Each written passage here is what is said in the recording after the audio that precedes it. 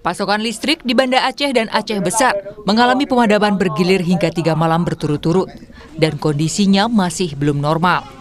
Pemadaman bergilir berlangsung setiap 3 hari sekali dan membuat sejumlah pertokoan terpaksa tutup. Tak hanya itu, lampu di jembatan yang biasanya menerangi pengguna jalan pun padam. Hal ini membuat sebagian besar warga terganggu.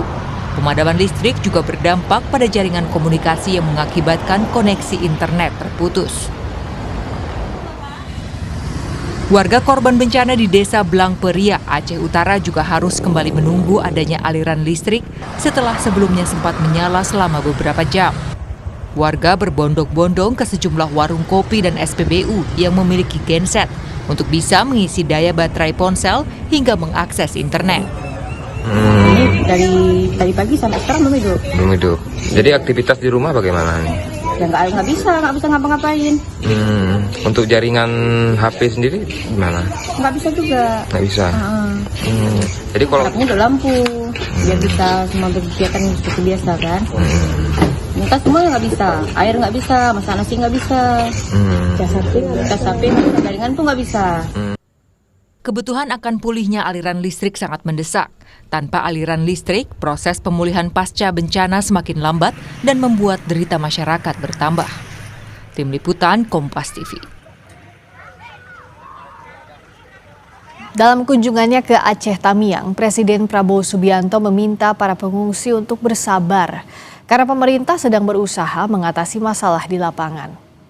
Prabowo menyebut bahwa masih ada beberapa kepala keluarga yang belum mendapatkan aliran listrik. Pemerintah sedang bekerja keras, meski di lapangan sulit. Namun seluruhnya akan diupayakan maksimal.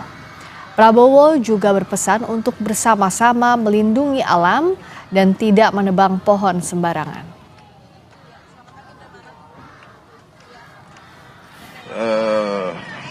Saya minta maaf kalau masih ada yang belum.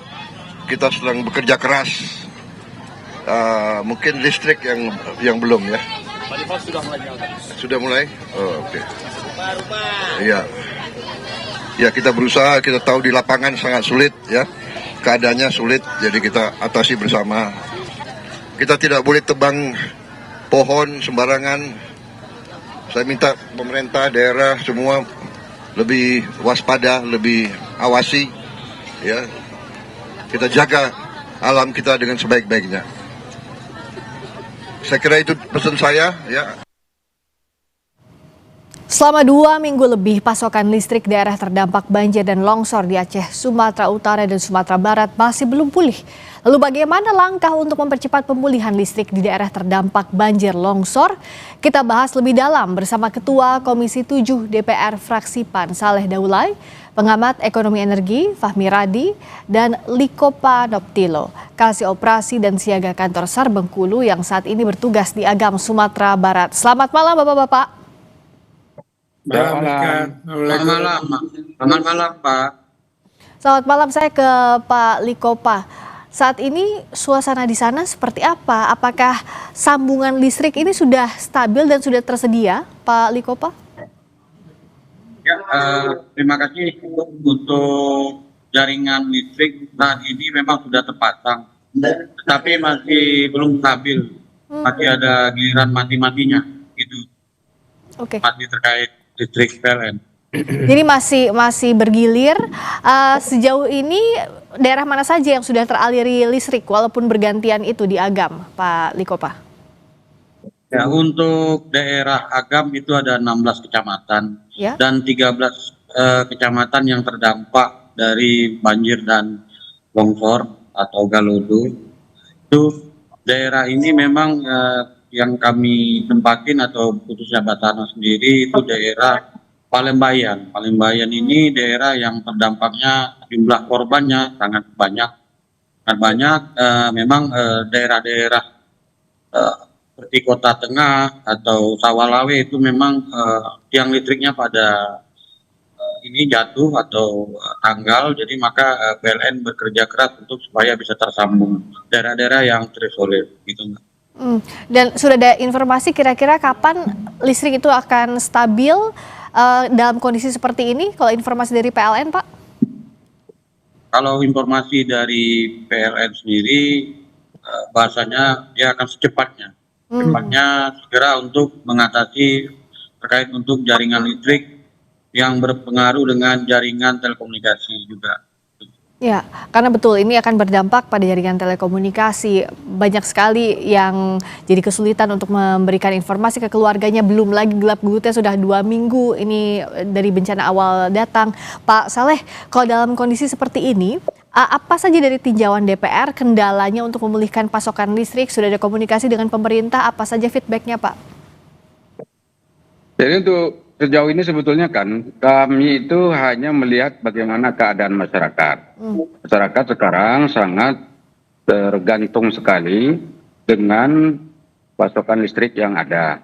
Sampai sejauh ini kalau kita lihat tanggap darurat yang sedang dilakukan oleh pemerintah juga sangat terkendala karena adanya kendala listrik seperti ini. Jadi ada banyak alat-alat yang memang membutuhkan supplier energi yang bersumber dari listrik. Nah di daerah-daerah kita, terutama di tempat rawan bencana sekarang, katakanlah di Provinsi Aceh, Sumatera Utara dan juga Sumatera Barat, itu rata-rata semuanya sangat berharap agar listrik ini bisa segera hidup dan menyala sehingga dengan demikian kebutuhan masyarakat bisa terpenuhi. Tentu begini, masyarakat ini percaya betul dengan apa yang disampaikan oleh pemerintah. Ya. Jadi karena itu kita berharap bahwa pemerintah menyampaikan informasi yang valid, akurat, sehingga dengan demikian masyarakat punya katakanlah prediksi dan juga punya rencana-rencana yang akan dilakukan terkait dengan apa saja yang sedang mereka hadapi, terutama dalam melakukan upaya-upaya percepatan tanggap darurat yang ada saat ini. Nah, kemarin pada saat ada rapat di Aceh, rapat koordinasi, itu kan kita dengar semua bahwa Pak Bahlil melaporkan kepada Presiden bahwa malam ini, waktu itu disebut begitu, Ya. akan terang semua seluruh wilayah Aceh gitu. Tetapi kenyataannya sampai beberapa hari bahkan sampai hari ini listriknya belum total semua bisa mensuplai kebutuhan masyarakat. Masih banyak masyarakat yang merasakan kesulitan dengan adanya kekurangan listrik tersebut. Nah disinilah saya katakan bahwa apa yang disampaikan oleh pemerintah itu semestinya bisa dikerjakan dengan baik. Tetapi kami juga di DPR meyakini bahwa tidak mudah memang untuk menghidupkan kembali listrik-listrik yang ada itu. Melihat situasi dan kondisi yang ada di lapangan saat ini. Kita melihat bahwa ada kendala-kendala baik yang bersifat teknis maupun non teknis yang dihadapi oleh PLN, terutama karena ada banyak tiang-tiang listrik yang memang rusak, hanyut, kemudian kabel-kabel listrik yang putus, kemudian bukan hanya putus di lintasan satu provinsi tertentu, tetapi juga antar provinsi dan antar kabupaten, dan bahkan ada kabel-kabel listrik tersebut yang menyeberangi sungai, di mana kita tahu bahwa sungai-sungai yang ada di sana juga terputus. Jadi jalannya putus, kemudian komunikasi antar mereka juga tidak baik karena di sana kalau tidak ada listrik maka itu juga berpengaruh kepada telekomunikasi. Jadi ada alat telekomunikasi yang ada di sana tidak nyala, ya banyak ya, banyak sekali tidak akan hidup kalau listriknya tidak ada. Nah ini yang saya katakan juga menjadi kendala. Jadi kendala ini memang harus diselesaikan dulu. Kalau tidak ya tidak mungkin tanggap daruratnya akan dipercepat. Nah sekarang fakta yang muncul di lapangan adalah adanya perpanjangan masa tanggap darurat yang dikeluarkan oleh pemerintah daerah.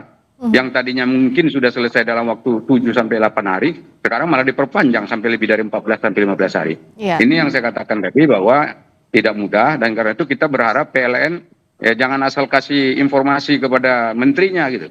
Jadi nanti menterinya bicara seperti ini ternyata tidak sesuai. Nanti masyarakat salah persepsi lagi. Mereka melihat apa yang terjadi di pemerintah malah justru dianggap tidak siap untuk menghadapi tanggap darurat seperti ini. Ini kesiapan ini itu masalah mentalitas. Kalau pemerintahnya saya dianggap tidak siap, maka masyarakatnya kan tidak siap. Ya, karena ini masyarakat bergantungnya pada pemerintah dalam masa tanggap darurat ini ya, Pak Saleh ya. Iya, karena memang kan faktanya bencana ini tidak mau disebut juga sebagai bencana nasional. Kalau dia tidak bencana nasional berarti tentu pemerintah mampu untuk mengatasi semua yang dibutuhkan. Nah sampai hari ini kebutuhan dasar manusia atau kebutuhan dasar masyarakat yang ada di sana tidak terpenuhi, yaitu kebutuhan dasar untuk memperoleh listrik. Ya. Itu kebutuhan dasar sekali gitu di era teknologi seperti sekarang. Listrik itu satu hal yang sangat penting. Nah, soal Itu listrik menjadi ini. kita. Ya, soal listrik ini saya tanyakan ke Pak Fahmi. Sebenarnya dalam masa tanggap darurat bencana, ketersediaan energi terutama listrik ini kan sangat penting. Kalau sampai sekarang saja belum beres soal listrik, sebenarnya apa yang harus dilakukan lebih cepat lagi dan bagaimana melakukannya, Pak Fahmi? Ya, tadi kita sepakat bahwa listrik itu nyawa bagi kehidupan-kehidupan yang lain itu ya. Kalau listriknya mati, maka banyak nyawa yang mati juga. Tadi sudah kita sepakati itu ya. Nah, rakyat terdampak terutama di Aceh. Ini pada ada dua hal yang membuat mereka kecewa ya. Tadi Pak Saleh sudah menyampaikan bahwa klaim Bahlil sudah 93% nyala, ternyata tidak. Ya. Ini benar-benar mematikan harapan ini. Nah, kemudian yang kedua, Ya, Pak, sama Kompas. secara teknis gitu ya, itu yang dilakukan PLN menurut saya tidak benar juga itu ya. Memang PLN itu fokus pada perbaikan tower energi Brandon di Langsa itu ya. Karena tower itulah yang menghubungkan backbone listrik Sumatera. Artinya kalau tower itu sudah diperbaiki maka akan menyala seluruh Sumatera. Tetapi tadi Pak Saleh mengatakan itu tidak mudah karena banyak hal yang rusak. Kemudian akses jalan menuju ke sana itu juga rusak, terputus itu ya.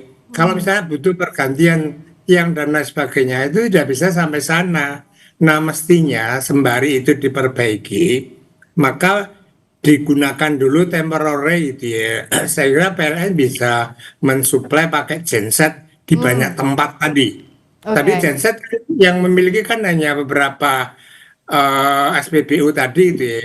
Saya kira PLN bisa menyediakan genset yang banyak sehingga di banyak tempat itu bisa menggunakan listrik dari genset tadi sembari tower tadi diperbaiki tapi listrik nyala itu.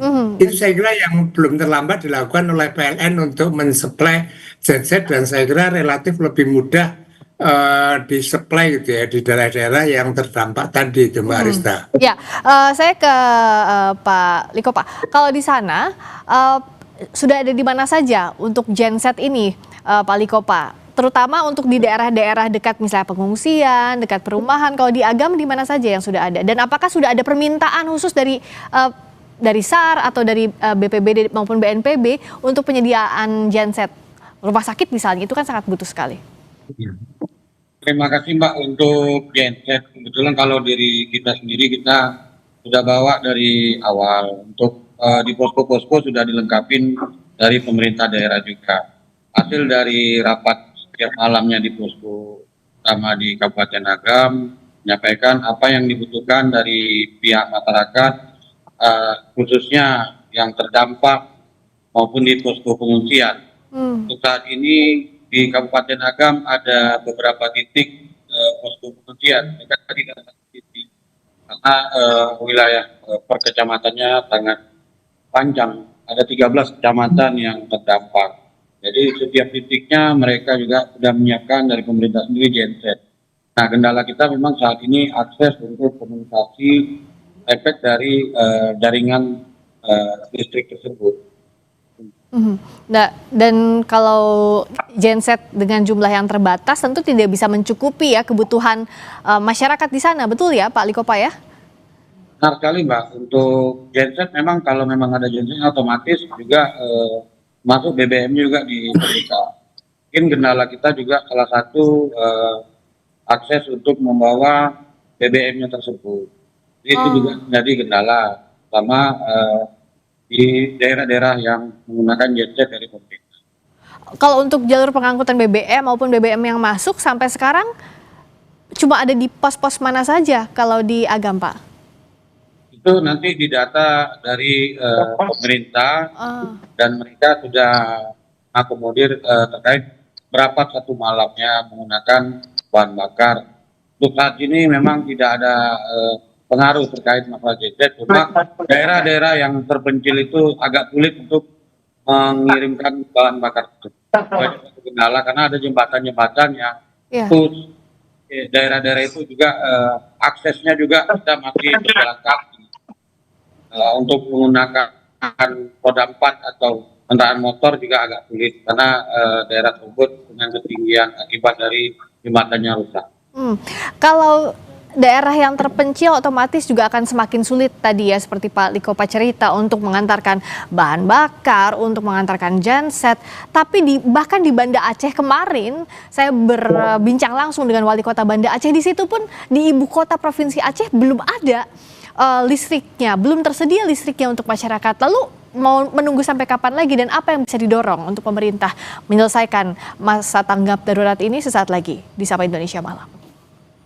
Malam masih membahas soal bagaimana langkah mempercepat pemulihan listrik di daerah terdampak banjir longsor. Kita bahas bersama dengan Ketua Komisi 7 DPR Fraksi PAN Saleh Daulay, Pengamat Ekonomi Energi UGM Fahmi Radi, dan Liko Panoptilos, Kasih Operasi dan Siaga Kantor SAR Bengkulu yang saat ini bertugas di Agam, Sumatera Barat. Kemarin baru saja saya berbincang dengan Wali Kota Banda Aceh, ibu kotanya Provinsi Aceh. Pak Liko, Pak tadi cerita bahwa daerah terpencil ini sulit sekali dijangkau, genset, bantuan masuk. Tapi ini ibu kota Provinsi Aceh pun masih sulit untuk dijangkau listrik, apalagi daerah-daerah lainnya. Pak Saleh, apa yang bisa didorong dari DPR, dari fraksi PAN yang terutama ada di dalam pemerintahan agar ya dipercepat? Kalau masyarakat kan tidak bisa bergantung kepada siapapun lagi, kepada pemerintah yang saat ini tidak menetapkan sebagai bencana nasional. Artinya pemerintah mampu semestinya. Jadi kalau saya mohon maaf ya, kebetulan ini kan dapil saya, Pak. Jadi saya tahu persis bahwa memang ini ada sesuatu yang perlu ditegerakan oleh pemerintah. Nah karena itu hal-hal yang bersifat fundamental memang yang dibutuhkan oleh pemerintah hari ini itu mesti harus segera dipenuhi. Ya karena kalau tanpa pemenuhan terhadap hal-hal seperti itu maka tanggap darurat ini akan terkendala dan ini bisa membutuhkan waktu yang sangat lama sekali. Pertama ya yang perlu diingat nih bahwa perumahan warga itu puluhan ribu yang hilang. Ya bukan hanya 1.000 2.000, puluhan ribu, karena ada desa juga seperti di Tapanuli Selatan itu ada 2 desa yang hilang tuh Mbak, sama sekali nggak ada lagi, nggak kelihatan. Itu satu, berarti kan rumahnya hilang semua. Kemudian yang kedua, infrastruktur yang dimiliki oleh masyarakat, terutama misalnya katakanlah sekolah, rumah ibadah, pusat pelayanan kesehatan dan pusat-pusat aktivitas sosial lainnya juga hilang. Jadi karena itu perlu rekonstruksi dan rehabilitasi yang membutuhkan waktu yang tidak sedikit gitu. Kemudian pekerjaan masyarakat terganggu. Sekarang kalau datang ke tempat bencana ini akan kelihatan betapa masyarakat di sana tidak bisa bekerja secara optimal karena sawah mereka hilang. Jadi sawah yang hilang itu jutaan hektar juga kalau dihitung total semua gitu loh. Nah karena itu ini juga tidak mudah gitu. Nah sekarang apa yang akan dilakukan oleh pemerintah untuk mengatasi apa yang sedang terjadi sekarang ini? Kalau panen pasti tidak mungkin karena sawah-sawah mereka itu juga sekarang sedang katakanlah tidak produktif. Ya karena tadi bencana ini. Kemudian tadi infrastruktur, ya katakanlah jembatan, jalan, kemudian hal-hal lainnya yang menghubungkan antara satu kota dan kota lain juga terkendala. Kemudian sekarang alat-alat untuk membantu percepatan, misalnya katakan helikopter, pesawat dan seterusnya juga terbatas. Bandara udara yang ada di sana juga terbatas.